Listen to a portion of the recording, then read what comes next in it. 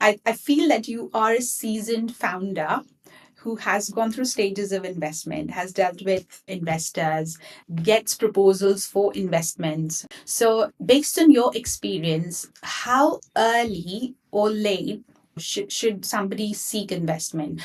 Having known investors or having investors in Sprint, for example, and dealing with them, because investors also have a say in the decision making, right? So I'm coming from that. How soon do you think should a startup seek investment or fundraise? Yeah, it's a great question, and in some sense, it's a personal question for the founder as well as a question of their business and their vision and mission for the business. Hmm. So I'd say there's some businesses require capital to even exist. Like if you're doing deep technology, you want to build a spaceship or a rocket ship, literally, you want to go into space, and that's what your startup is. You need investment from day one. There's no way, unless you happen to be a billionaire, you could fund that any other way. Yeah.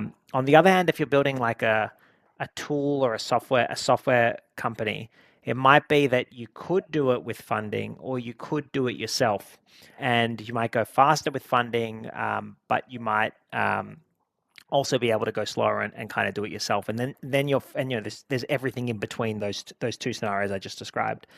And so, if your business needs funding, you better go get funding early on, I think is the answer to that question. And then you got to figure out how you're going to get funding, how you're going to pitch your business, and how you're going to sell it. And you're going to try and get the best deal that you possibly can based on the requirements.